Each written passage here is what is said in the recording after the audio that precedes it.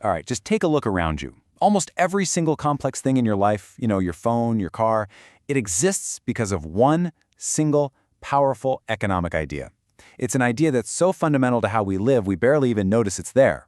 We're talking about specialization. And in this explainer, we're going to break down how it literally builds our modern world and maybe where it's leaving us a little bit vulnerable. So, let's kick things off with a puzzle. Think about the smartphone you're probably holding or that's sitting right next to you. It's an incredibly complex piece of machinery, right? Thousands of parts sourced from all over the planet. So how on earth is it possible that a company can churn out millions of them, almost perfectly, year after year? I mean, the scale of it is just mind-boggling when you stop and think about it.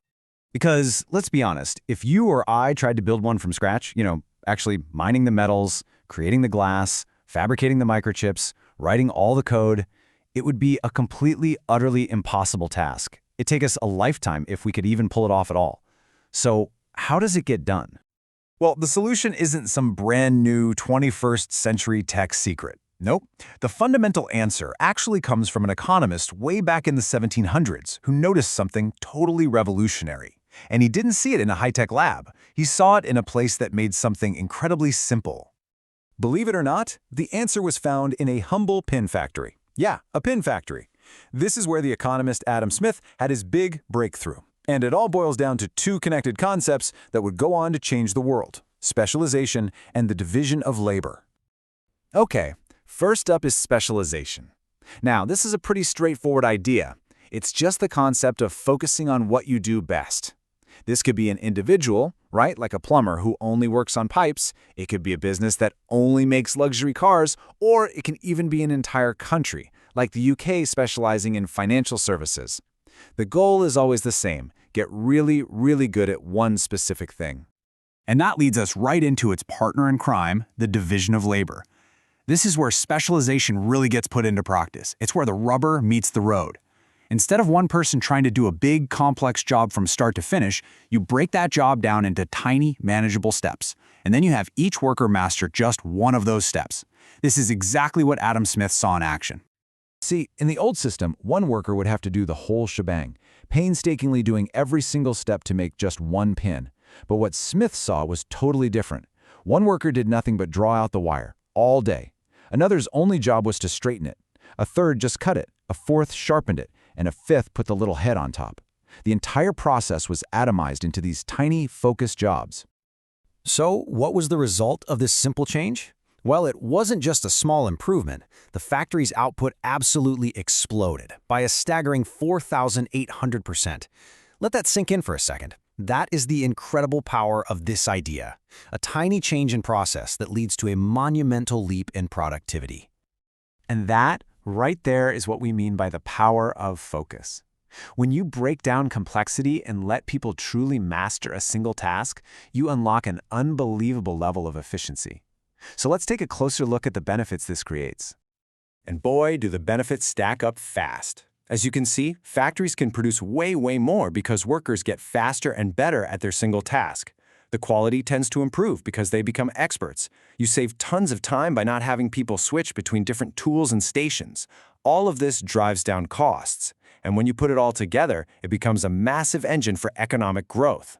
The bottom line is, you get more stuff, made better, for cheaper. A great way to think about it is like a busy restaurant kitchen during the dinner rush. You don't see one chef trying to do everything at once, right? No way. You have specialists, someone on the grill, someone chopping veggies, someone plating the dishes. Everyone has their specific role, and together they create this incredibly efficient system that just works. That's the core idea. But, and there's always a but, like any really powerful idea, there is a flip side. A dark side, you could even say.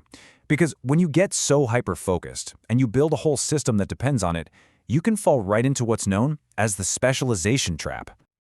For the individual worker, imagine doing the same tiny task hundreds, maybe thousands of times a day. It can get incredibly boring. Motivation just plummets, and with it, your attention to detail can start to slip. But even worse, that worker might only know how to do that one specific thing, which makes them really inflexible and vulnerable if that job suddenly goes away. And this risk goes way beyond just the worker. It applies to the entire system. A company or even a whole country that becomes overdependent on one single thing becomes incredibly fragile. I mean, what happens if the supply chain for that one crucial part gets disrupted? Or what if the world just doesn't want that one specialty anymore? The whole structure can come crashing down. Let's go back to our phone factory. Imagine you've got 1,000 people working on an assembly line. Now, what if the 10 people whose only job is to install the screen suddenly stop working? Maybe their machine breaks or they run out of parts. Well, the entire production line grinds to a halt. Everyone else is just left standing there, unable to do their job. That's what we call a single point of failure. So, the crucial point here is not that specialization is bad. It's not. It's an unbelievably powerful engine for progress. The real challenge is finding the right balance, harnessing its incredible power while also protecting ourselves from its risks. And this table here really sums up that core trade-off perfectly. With specialization, you get that amazing boost in productivity and quality, but the risk is overdependence and inflexibility. And with the division of labor, you get incredible speed and output, but the risk is worker boredom and a system that can be really fragile. The whole game is about managing this balance. So, the big takeaway is this. The key is to leverage the immense power of focus that specialization gives us, while always building in the flexibility to handle change. We need specialists who can also adapt, and we need systems that have backups. We need to combine the best of both worlds. And all of this brings us to a really provocative final question for today. For over 200 years, we've built our entire global economy on human specialization. But what happens when artificial intelligence can learn to specialize in almost any task, instantly, and maybe even better than we can? In a world like that, what is our most valuable skill? Something to think about. Thanks for joining this explainer.